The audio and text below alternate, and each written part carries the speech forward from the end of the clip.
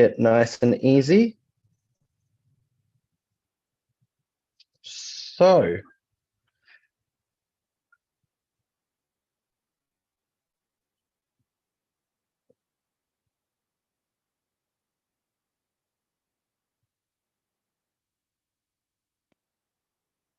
today's lesson is going to be on understanding the interlocutor, the motion, the proposition, and the opposition. So these are some of our most important terms that we need to understand. And once you understand these properly, it's going to make your debating experience a lot easier and a lot more fun. So let's learn about the important parts of a debate. So it is important to understand the key terms used in a debate so you can address other people by the correct title and follow the conversation as it happens. So as we mentioned before, the terms we're going to be focusing on today are the interlocutor, the motion, the proposition, and the opposition. So first of all, we have the interlocutor. The interlocutor is the moderator or the facilitator of the debate. They ensure fairness, manage the debate, and maintain order. So the interlocutor, one of their big jobs is to make sure that the judges reach their decision of who wins, but he makes sure that the judges follow the rules. So they keep the debate nice and fair. They introduce the motion to the debate. It's their responsibility to make sure everybody sticks to the time limits of their turn to speak. And they also run the question and answer sessions, because normally in a debate, we have a section of the debate where the judges and the audience can join in and ask questions of the two teams. So the interlocutor is a very, very important person.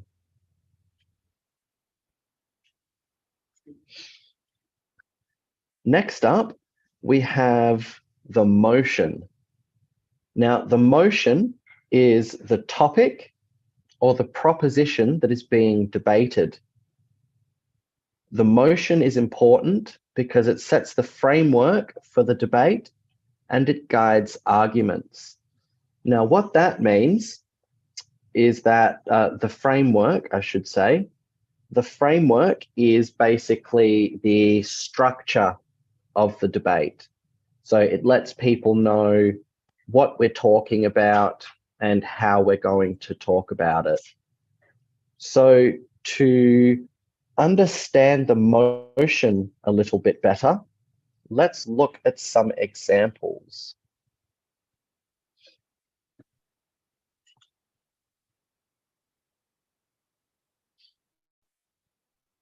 So I have a list here. I'll have a look through your Zalo group to make sure that you guys have received all of these documents. But if we have a look here, if the topic of the debate is, should every child learn to swim? So that is what the interlocutor would introduce, the topic of the debate. And when the affirmative team or the proposition, when it's their turn to speak, they would make the motion that this house believes that every child should learn how to swim. So the motion is really just a way to phrase the argument to let everybody know which side the proposition is arguing. So if we have a look at topic number 2, should children be allowed to have smartphones? The proposition team, which we'll discuss later, would make the motion that this house believes that children should be allowed to have smartphones. And then it's the opposition's job to argue the opposite point.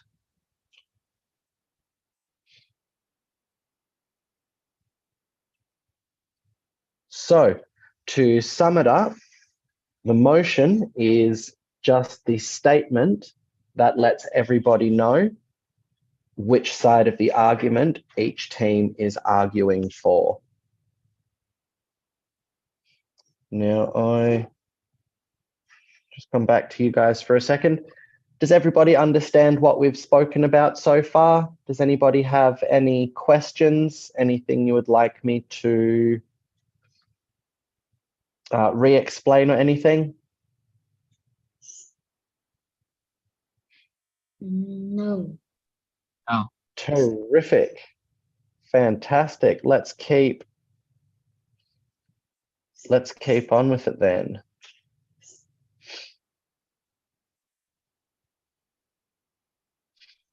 So, after looking at some examples of motion statements, we can move on to our next definition, which is the proposition. Now, the proposition is the team that supports the motion. So they might also be called the affirmative team. They present arguments in favor of the motion. So everything that the proposition says needs to agree with the motion of the debate. So the characteristics of the proposition are they advocate for the adoption or acceptance of the motion. So what that means is that the point of the debate is for both teams to try and convince the judges and the audience that their side of the debate is correct. So the proposition, they advocate, and that means they support, they speak in favor of, and they want you to adopt or accept the motion.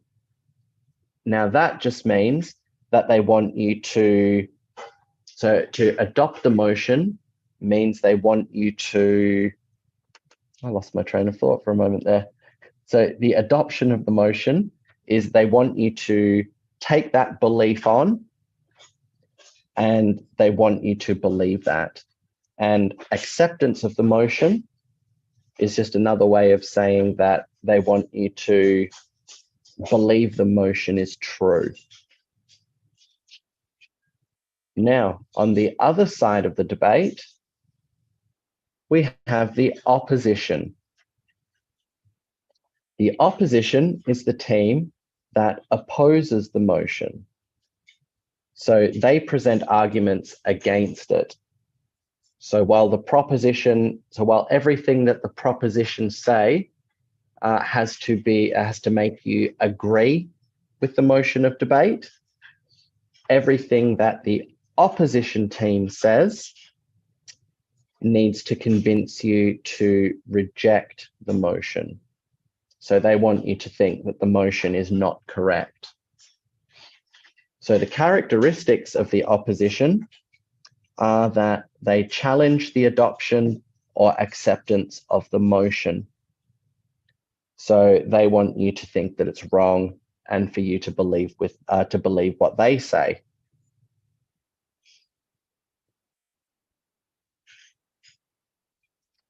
Okay, so we'll come back to our slideshow in a little bit.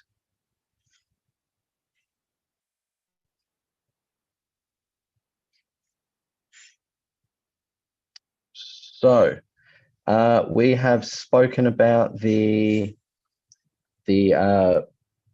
four main terms now. Does anybody have any questions about any of those definitions?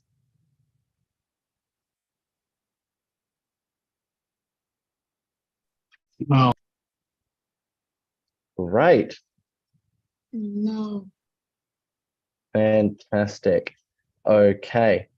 So we'll come back to our slideshow now. Whoop.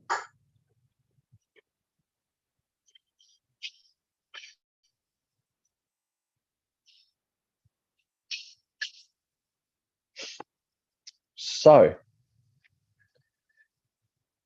our next topic of conversation is the interplay between the proposition and the opposition.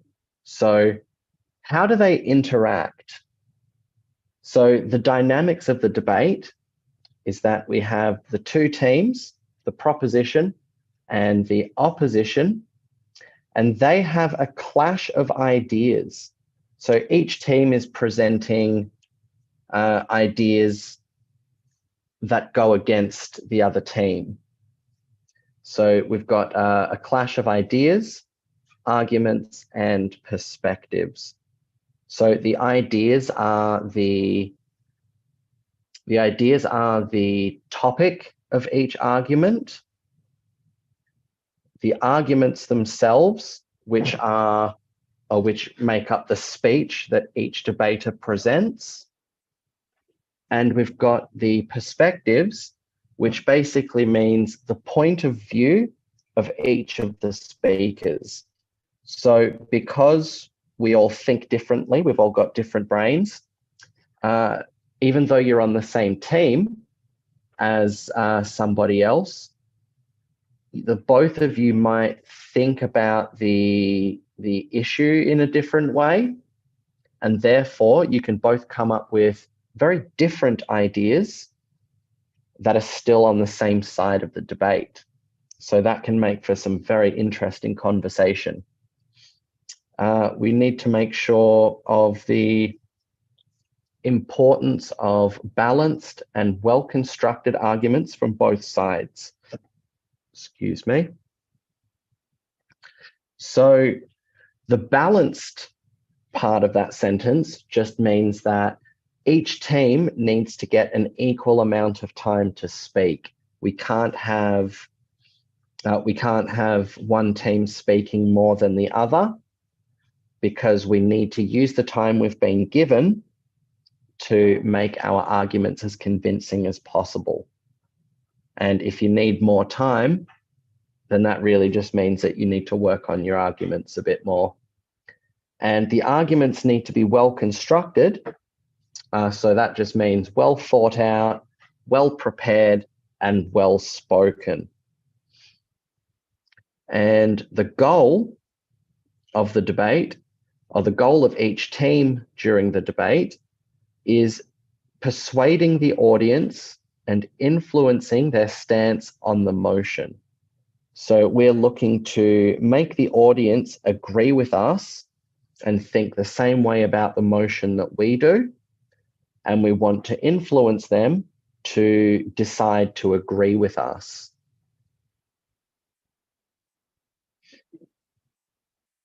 Now, let's have, actually, before we do, any questions so far? I'm going to keep checking back in.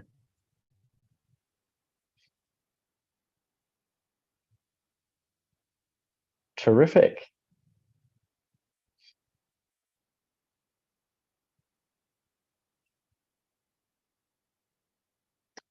So, the next thing we need to talk about is the interlocutor's role in mediating the debate. So when we talk about mediating the debate, we simply mean, how does the mediator make sure that the rules are followed and that everybody gets a fair chance? So some of the ways that the interlocutor mediates the debate is by ensuring equal speaking time for both teams. So like we were talking about before, we want to make sure that no one team gets more time to speak than the other. The interlocutor manages the flow of the debate, and they maintain order. So that comes down to once the speakers have had a chance to make their arguments, as soon as they're finished speaking, the interlocutor needs to make sure that the debate keeps rolling. The next person then gets their chance to speak. The next person gets their chance to speak. And maintaining order, again, just refers to making sure that all of the rules are being followed. And finally, it's the interlocutor's responsibility to resolve conflicts and enforce the debate rules. So if there are any arguments between debaters that are not to do with the debate, let's say a couple of debaters get a bit angry at each other or they start arguing for real, it's the interlocutor's role to make sure that those disagreements come to an end and we get back on with the debate as it should be done. And of course, enforcing the rules just means that making sure the rules are followed. So that'll be all for now from our slides. We've just talked about a fair few topics there. So again, does anybody have any questions that they'd like to ask? Anything they'd like me to re-explain?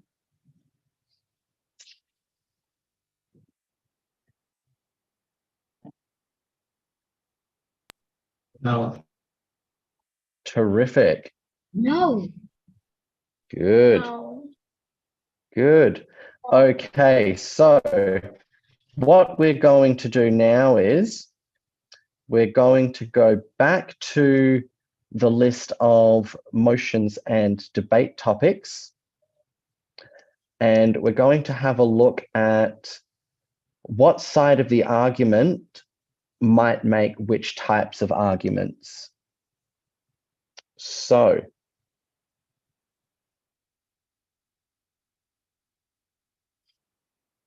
let me just bring that up.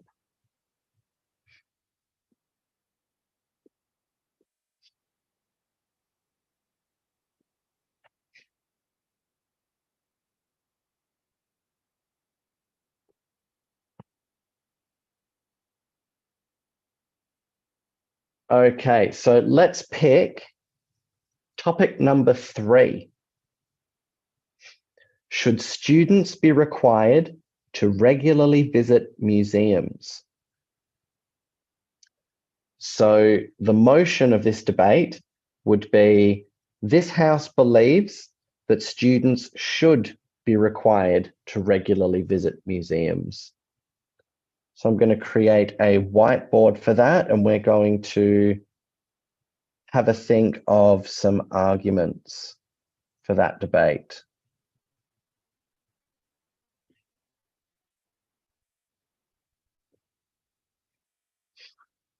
So our topic is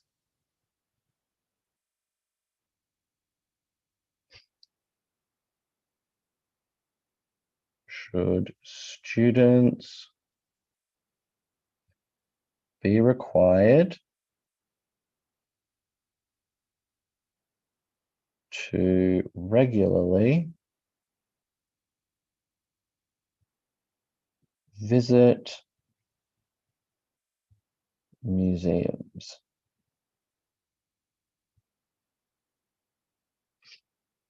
And the motion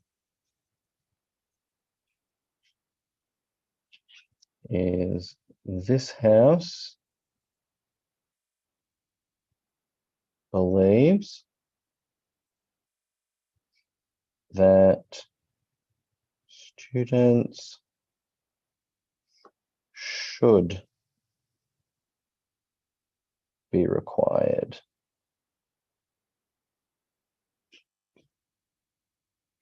to regularly visit museums. So I'm going to divide the whiteboard into 2 sections here. And on one side, we have the proposition. And on the other side, we have the opposition. So, who wants to have a go? Well, first of all, we need to ask the question to work out which side is making which arguments. So somebody tell me which team states the motion. Is it the proposition, the affirmative team, or is it the opposition, the negative team?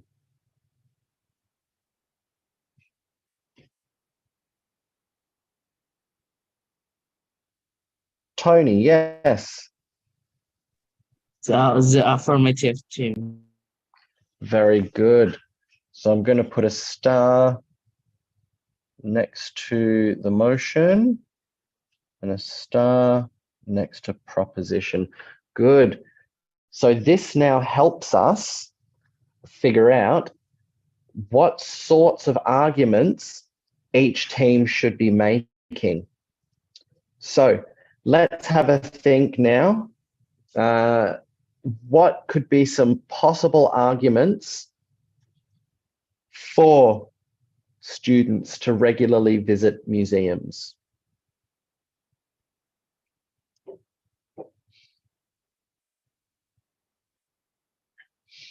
So I want us to try and think of 3 arguments for each team.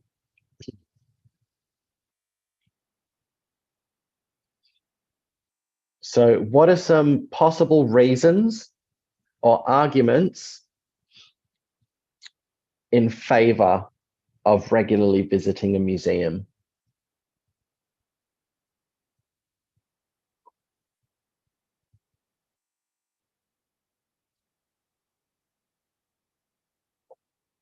You can put them in the chat box. You can put your hand up to speak.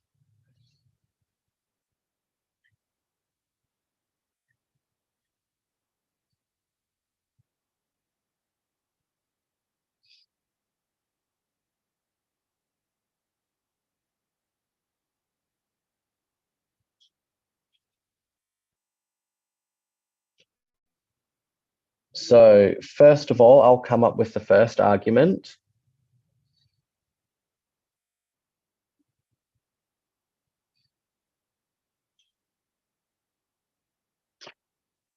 Museums are a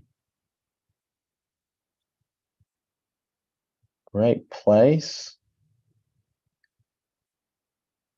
to learn lots of new information.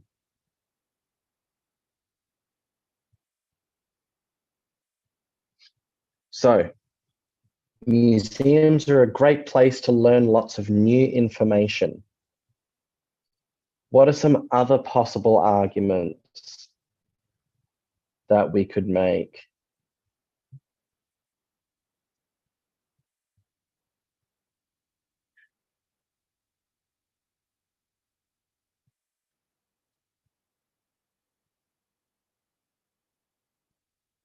Good.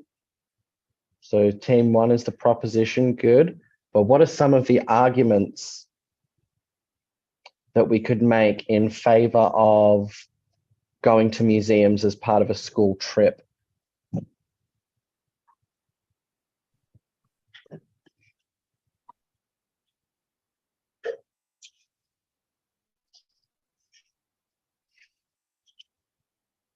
I've already given you one.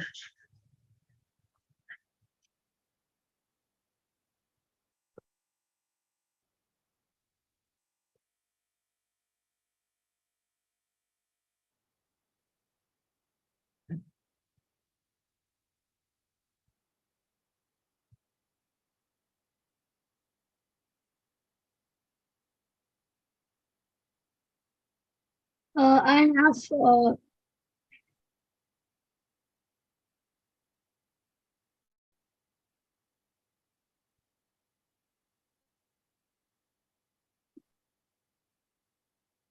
Pardon?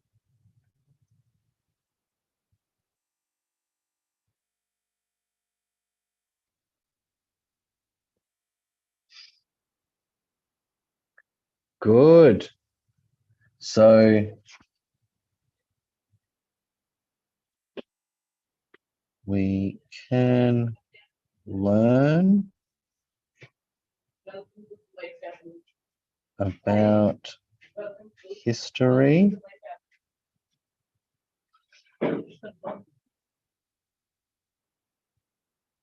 now. What might be different? I'll give you guys a little clue. What might be different?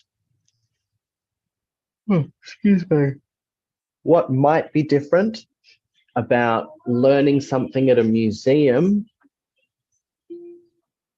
than learning in a classroom? That What's one learning in a difference? museum, we can remember it's long for a long time, but when we learn in the classroom, we will forget it. Okay, that's a good point. Why is that though? Why is that? Because when Is we there go to the museum, this is interesting and it's fun, so we can remember it. So, but when in a class, it is so boring. The teacher just say and say, we don't have any pictures, so we can forget it. okay? So we could say that it is more. What would be the word we could use for that? So learning in a museum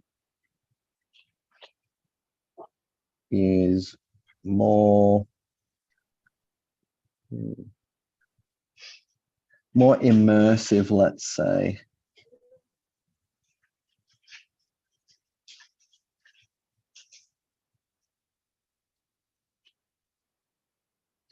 So learning in a museum is more immersive and hands-on.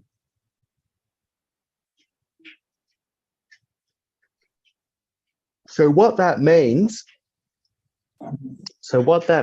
is that immersive, you're surrounded by the topic that you're learning about. So if you were learning about, say, let's say the history of America and how it was founded, and you went to the museum, you'd be surrounded by lots of dummies wearing all of the outfits. The room might be... We can buy the books and we will study history. Good. You can buy books on the topic at the museum. They often have gift shops. Very good. So we've got our three arguments here for the proposition. Now let's have a look at some possible arguments for the opposition. What are some arguments that we could make on the other side of the argument? So students should not be required to attend a museum.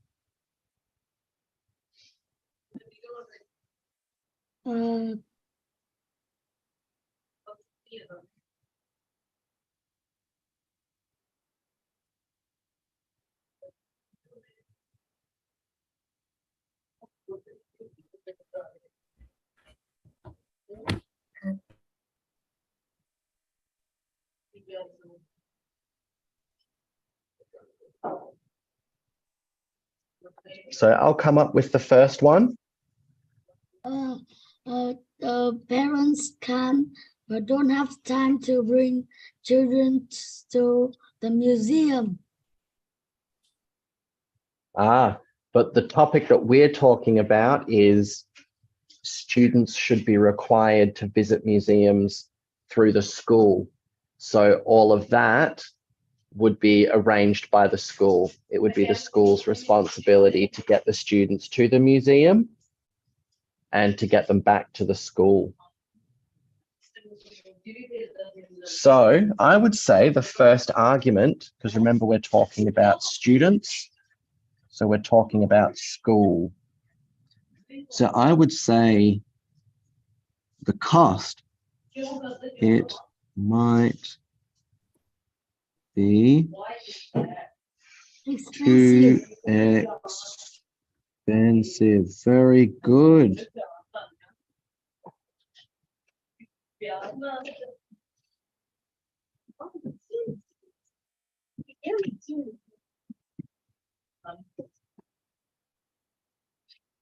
Good. So what is another argument that we could make?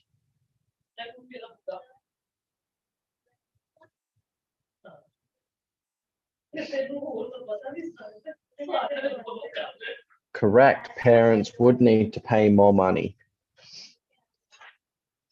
Minicat Zon, do you have an argument for the opposition? If we go to the museum, we will need a lot of time. Good. Very good. Very good. It takes a long time to go on a If the school field. is far from the museum,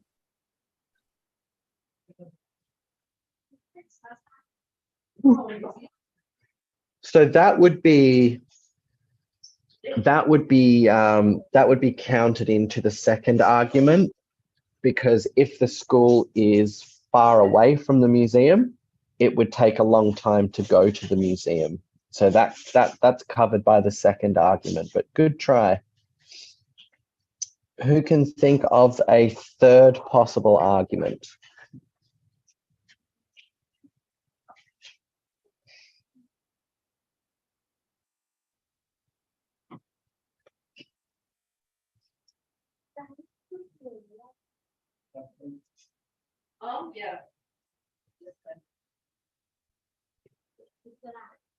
So we've got two great arguments so far. Tony. Thinking of Sorry, I think I just accidentally muted you then. What were you saying, Tony? some display object will be damaged by the clumsy students. So there could be a, let me write that in. So there could be a risk of students breaking something.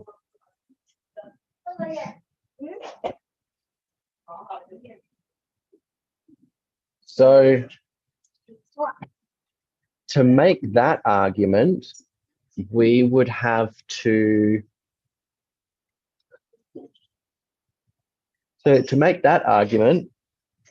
we would have to be willing to argue that the students are very, very clumsy all the time, and there would have to be a high risk of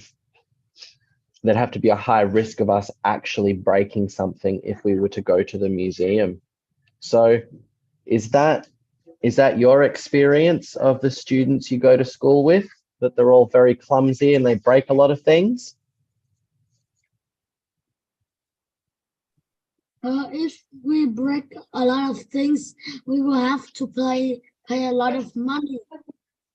You would. Well, depending on the circumstances, the university, the museum might have insurance. So depending on the situation. But Tony, the students that you go to school with, are they regularly very clumsy and do they break a lot of things?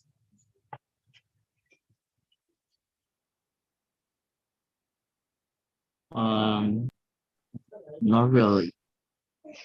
Okay, so if that's not your personal experience, then we might have to cross that argument off.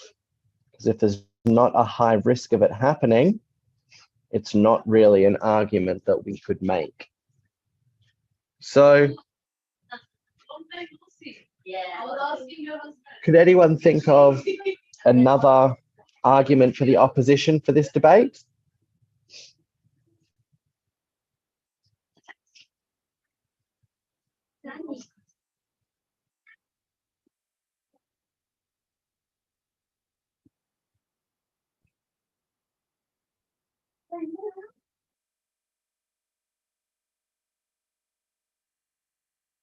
All right, I've got one. I'll write it in here.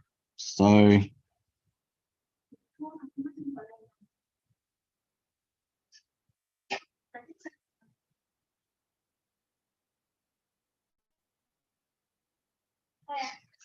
subject relevance. So what that means is that the museums can have a lot of different exhibits on at any one time, but those exhibits might not have anything to do with what we're currently learning at school. So if they have an exhibit on, for example, the founding of America, let's just use that example again. So if they're having an exhibit on the history of America, but we're learning about Vietnamese history at the time, then it wouldn't make much sense to go to the museum if that subject wasn't being taught at the museum. So that's something to consider as well.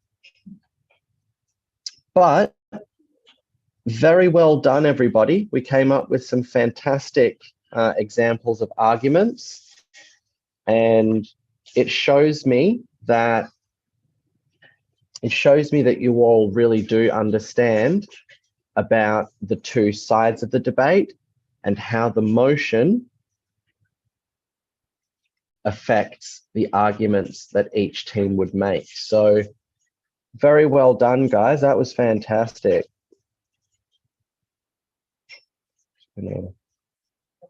Save that.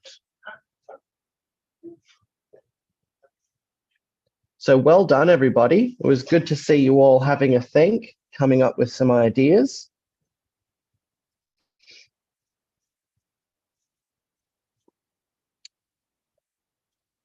Now, let's go back to our slideshow.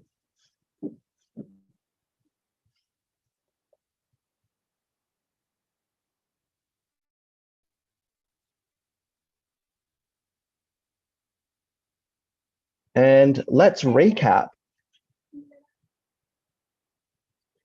So, who can tell me what the interlocutor does, or who the interlocutor is?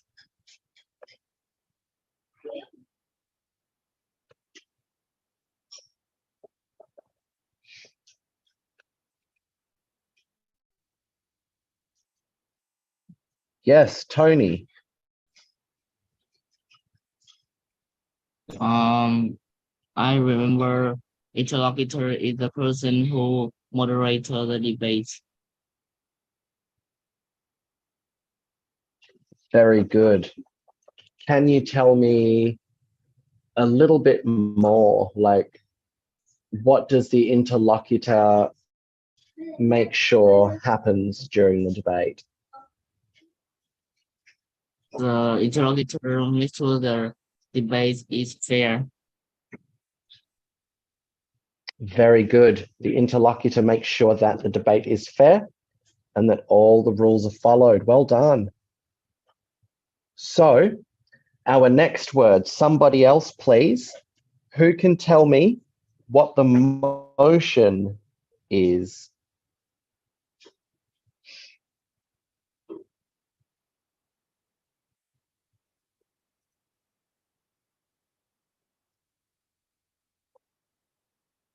Who can tell me what the motion of the debate is?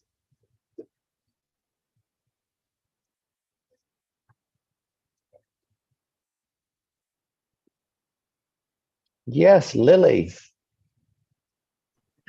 The motion of the debate is the statement or topic that is being debated. Very good. Very good. So the motion is the statement of the topic that is being debated. And just to quickly recap, who can tell me which team makes the motion?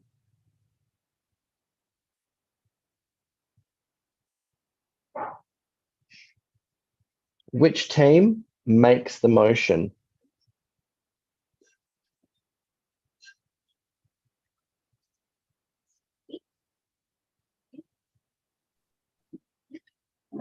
Tim, do you have the answer? Yes, it's a proposition. Very good, Tim. The proposition makes the motion. Now, speaking of the proposition, can anybody tell me what the proposition is? Proposition that we agree with the topic. Very good. The proposition is the team that agrees with the topic.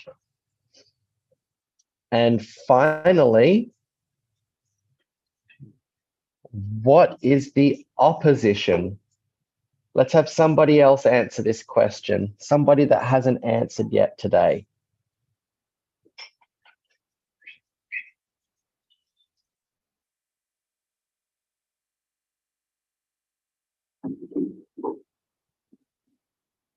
So if the proposition agrees with the motion,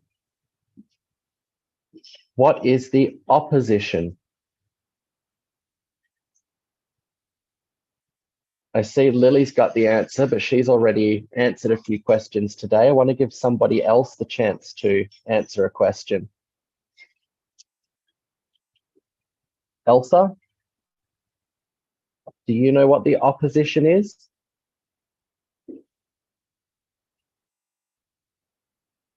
No. Let me give you a clue. If the proposition agrees with the motion, then what does the opposition do? The proposition agrees, so the opposition does what?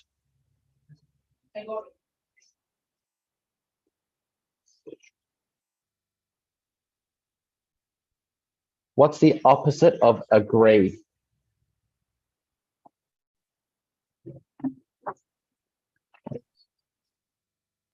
It's not agree. Correct. Thank you, Mini Catzon. So the opposition disagrees with the motion. Now, a little bit of a question for you guys to think about as we talk about the structure of a debate. How are all of these roles interconnected? Or in other words, how do all of these roles relate to one another? So I'm going to bring up the whiteboard.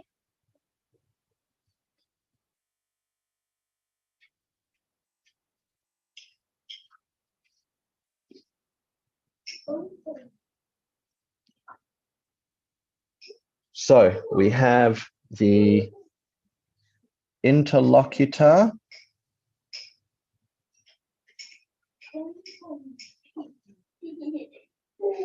we have the motion, we have the proposition, and we have the opposition. So how are all of these words, or how are all of these roles of a debate, how are they related to each other?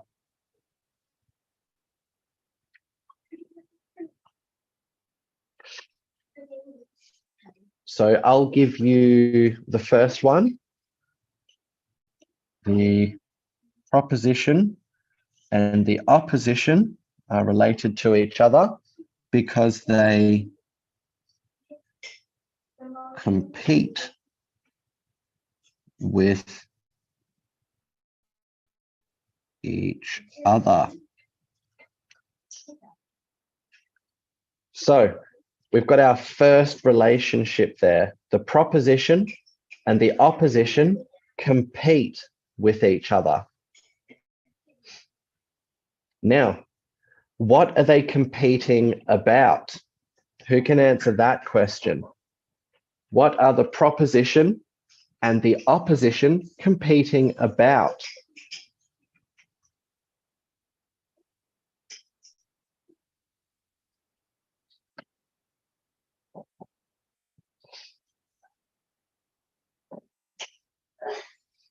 Colin, we literally just talked about this.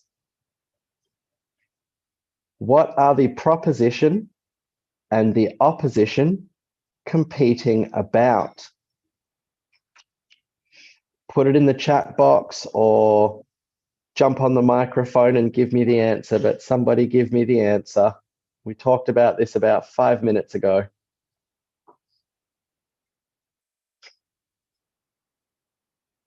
I've got a message here. Good, very good. The proposition and the opposition argue about the motion.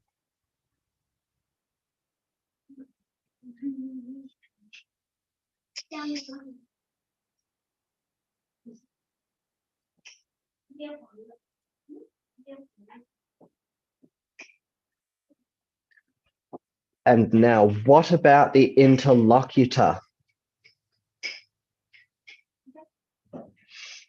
Very good, everybody. We got our last question correct, the motion. But what about the interlocutor? How do they come into play with all of this?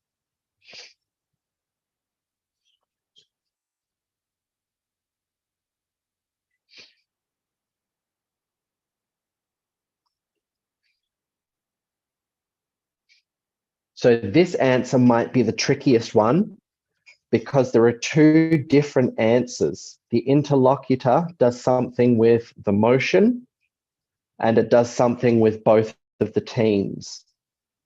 So first of all, what does the interlocutor have to do with the motion or with the debate?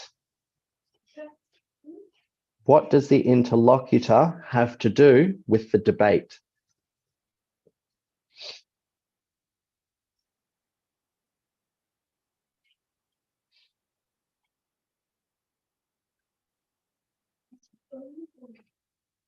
Who knows that one?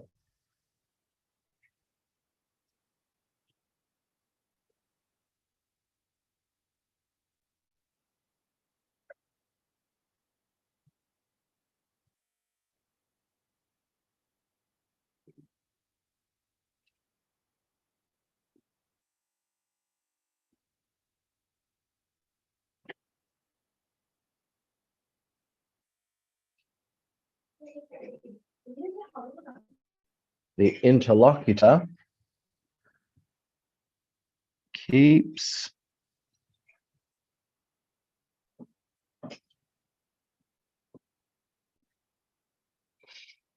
the debate fair.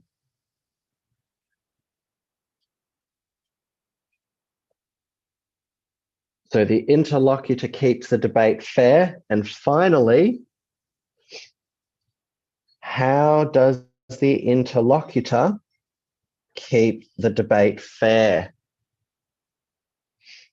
We've got one more relationship to describe, and that is the relationship with both teams. What does the interlocutor do? What is their job?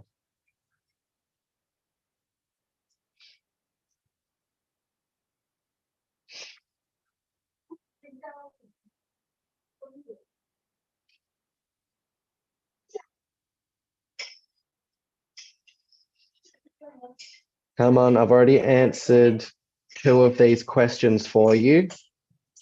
I want you guys to get this last one. What does the interlocutor do to keep the debate? Good. No, that was the answer for the last question. The interlocutor keeps the debate fair.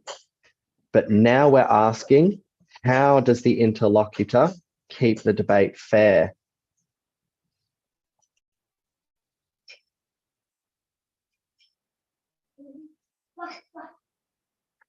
How does the interlocutor keep the debate fair?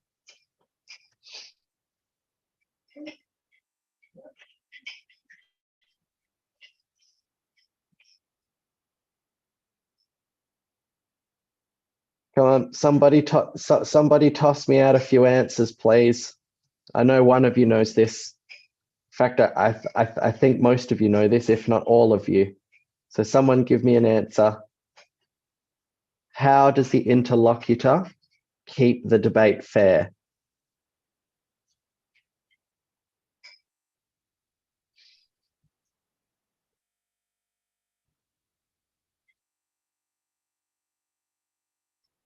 Make sure to follow the rules.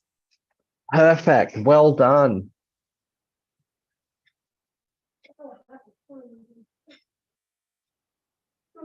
Makes sure rules are followed. Same here. Makes sure rules are followed. Fantastic, guys. Well done. So as you can see, these four different parts of the debate are probably four of the most important parts of the debate. So well done on being able to tell me their relationships to one another. Well done, everybody. So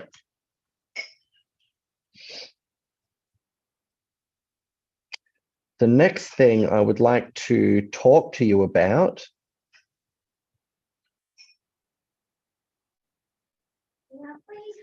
is the importance of understanding these roles. So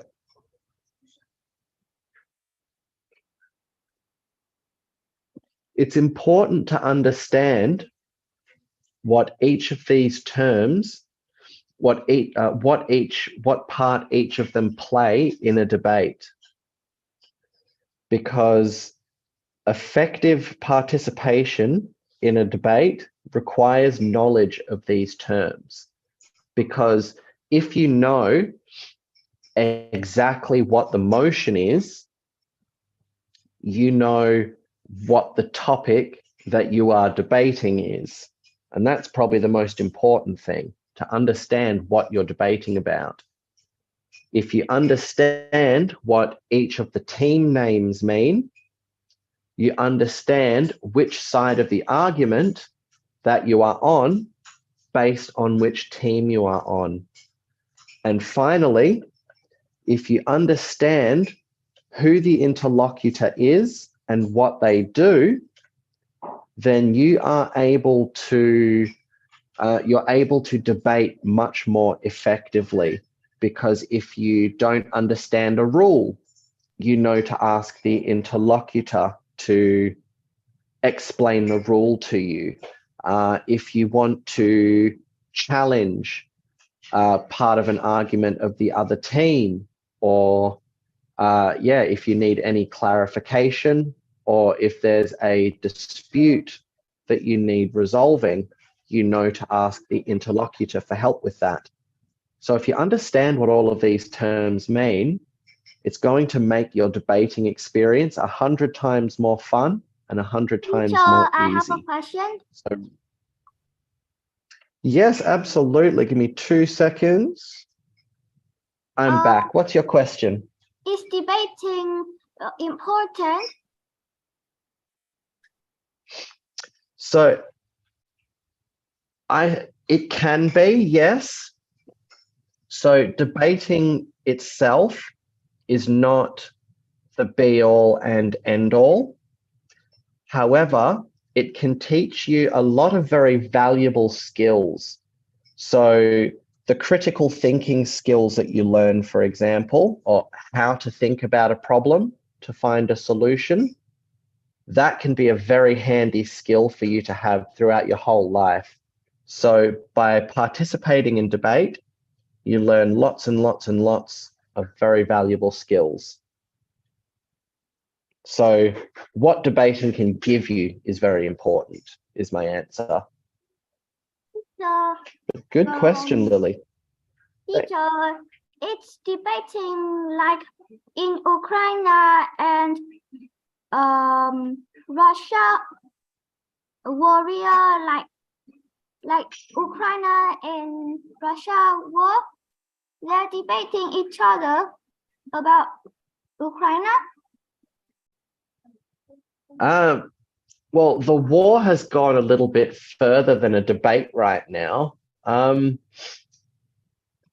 But to be honest, I don't know enough about the situation to be able to comment on it, and I don't want to give you guys any wrong information.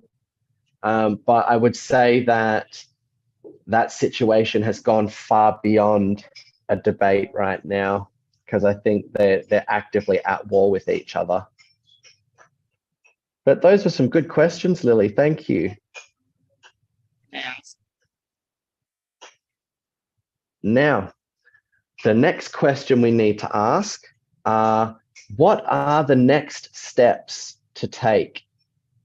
So first of all, we want to practice identifying and analyzing motions, the proposition, and the opposition in debate. So I want you guys to maybe watch some debating videos on the internet and really get to understand what the motion is all about, understand the proposition side of the argument and the opposition side of the argument. I want you to explore different debate scenarios and motions to strengthen your understanding. So there are multiple types of debates. There are academic debates that take place at schools. There are competition debates where you actually compete against other teams to win tournaments. And there are also public debates, which is like debates that happen around politics and public issues. So I want you to try and watch as many different types of debates as you can find and look out for the motions, the proposition side and the opposition side, and just really try and get a good understanding of it all. Now, the subject of our next two lessons, our next lesson on Thursday is going to be a big revision session because we've learned a lot of new vocabulary. Is that, teacher, is that a test? No, it's not a test. It's just a chance for us to fill in any gaps that you may have. So if you don't remember something or you don't understand something, you're going to get all the chance you need to ask me any questions about it. So we're going to end that lesson, hopefully with everybody understanding what we've talked about over the last 3 lessons. And finally, let's wrap it up. So the 2 things that I want you to take away from today are, remember that it's important to understand these terms to make your debating experience easier to navigate. So that goes back to what I said a couple of minutes ago, that if you know what the interlocutor does and the things that you are allowed to ask him to help you with, I say him, but it could be a her as well. But if you know what you're allowed to ask the interlocutor, then you can, like, it will make your debate journey a lot easier because you can have rules clarified, you can have the motion clarified. They're there to help you with any disputes you're having. So there are lots of things that the interlocutor can do for you.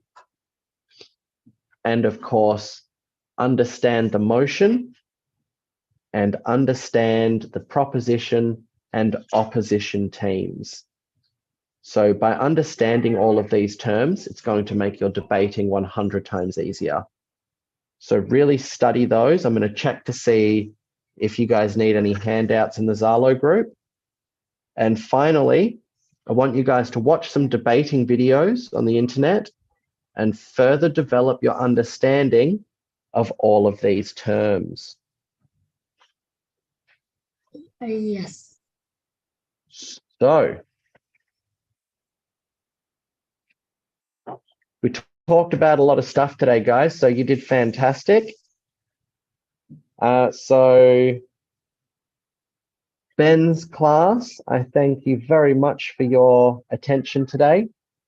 And your homework will be just to watch some videos on the internet about debating and learn to understand. And your homework is only debating videos.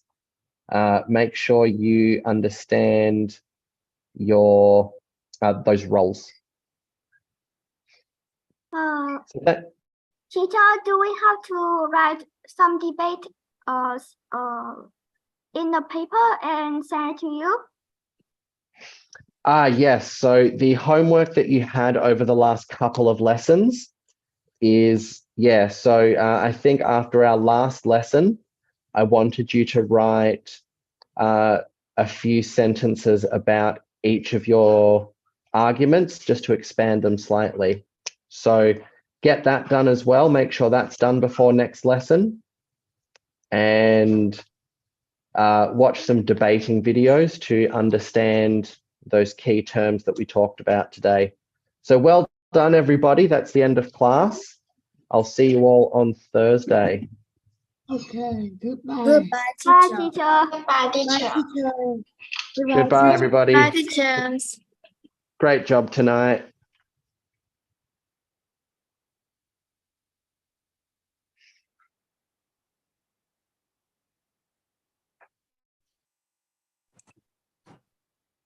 Hi, teacher. Hi, Paul. Hello, Bon. How are you? Hi, teacher.